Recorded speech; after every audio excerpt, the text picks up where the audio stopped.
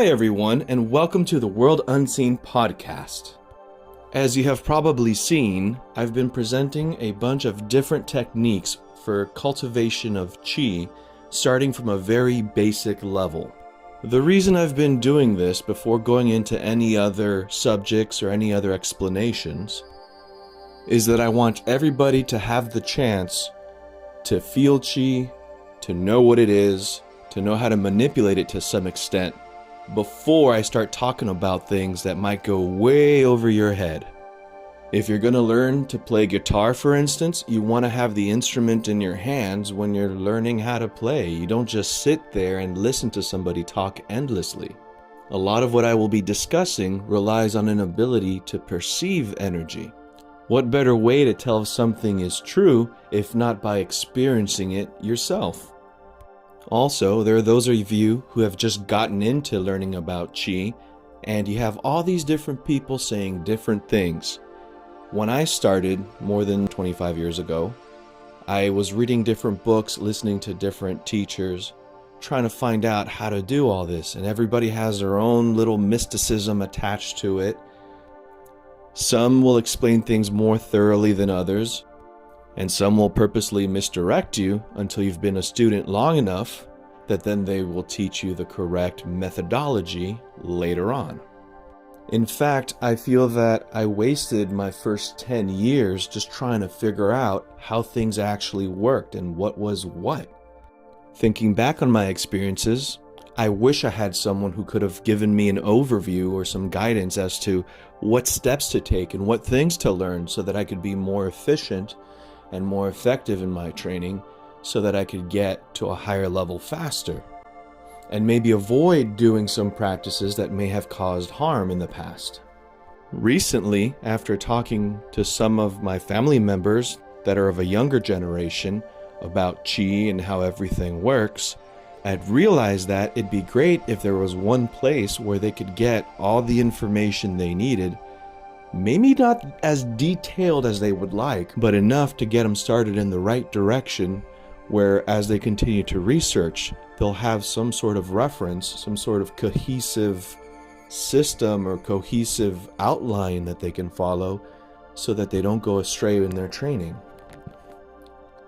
That's why I've decided to make this World Unseen podcast, in part to leave behind some of the information that I wish I had when I was first starting out, and also, in part, to discuss things that I have seen with my practice that others might share in some of the benefits that I have seen, and avoid some of the riskier practices or avoid some of the pitfalls of certain practices that you find out there.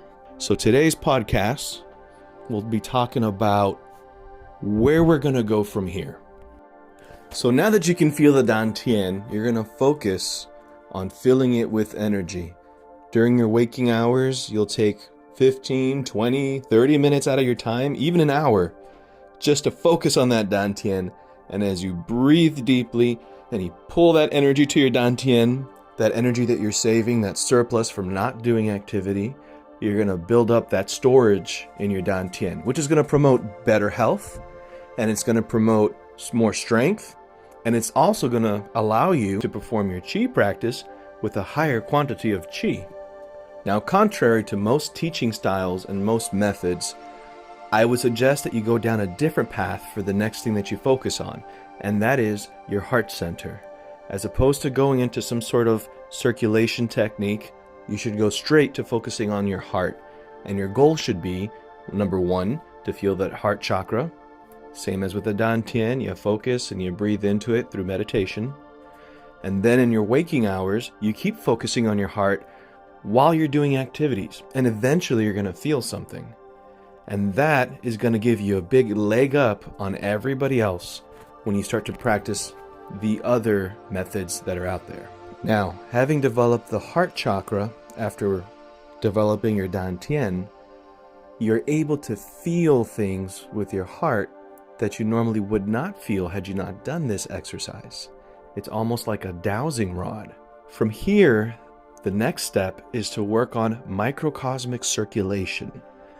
It's a way of getting energy into your system that is laying around in the reproductive areas, transforming it so that you can then use that for your daily living use. If you are practicing microcosmic circulation, you have to be aware of a few things. Number one, if you're a male, know that every time you do procreative activities, as you finish those activities, you are losing that energy from that root chakra. Because of that, you should only practice microcosmic circulation 24 hours after the last time that you engaged in procreative activities. The other caveat is if you're a male and you do this training, once you got the energy stored in your dantian, you have to wait a while for that root chakra to naturally refill. If you rush into procreative activity right after doing your training, after your circulation, then what's going to happen is you're going to drain out everything you stored in your dantian because it has to go down to the root. So again, the rule of thumb is about 6 hours to 8 hours after doing training, you can engage in procreative activities. Now, if you're a female, the rules are a little different. As a female, you can engage in procreative practices and you're not going to waste much energy. The time that you have to be careful is when you get to that time of the month when your body is expelling what it needs to expel. You can't do any microcosmic circulation at this time because you will not have enough energy to use, and you might hurt yourself if you do. So, that being said, microcosmic circulation is a great way to fill up your dantian. Now, if your heart center is already functioning and you can focus on that energy as you're cultivating it, you're going to notice when you're really pulling that energy because it's going to have a certain feel to it. It's going to be warm and fiery and thick.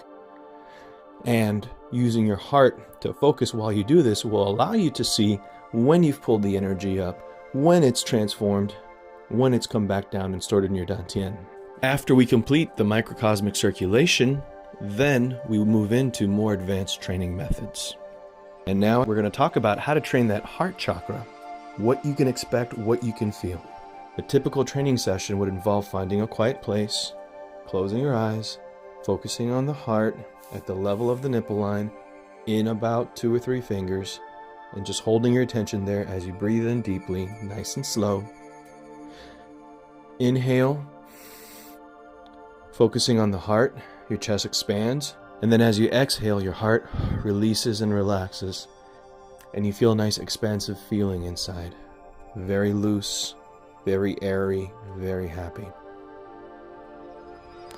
You would continue on with this for about 5 minutes to 10 minutes, and once you can really feel that heart center, then during the day, just put your attention on it. You're going to use your attention to grab a hold of your heart while you're doing activities. Especially when you're interacting with other people. That's when it's most important. That's what's going to stimulate your heart. If you focus on your heart as you watch people walk by, you're going to start to notice certain changes depending on the person that you're looking at. And so there's one more exercise I want you to do as well once you can find that heart center and connect into it. And this is to close your eyes, focus on your heart, and think of something that you find beautiful, that you find relaxing, something that lets you feel love. And as you feel your heart, it's nice and relaxed, it's expansive, it's open. All of a sudden, find something to focus on that makes you feel disgusted, something that makes you feel angry, something that brings rage. It can be something that happened to you. It can be something that happens right now that you do not like, but something you feel strongly about.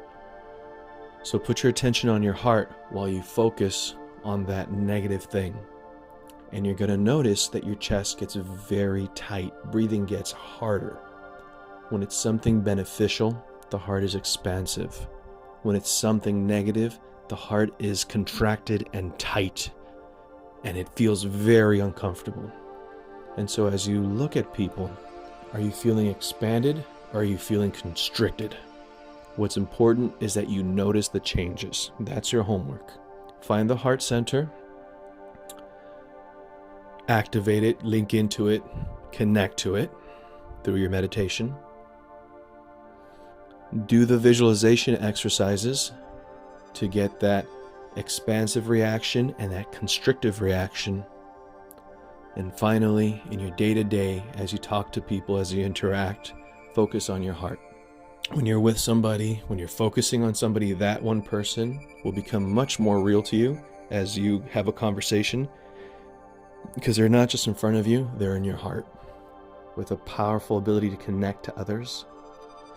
It's life-changing.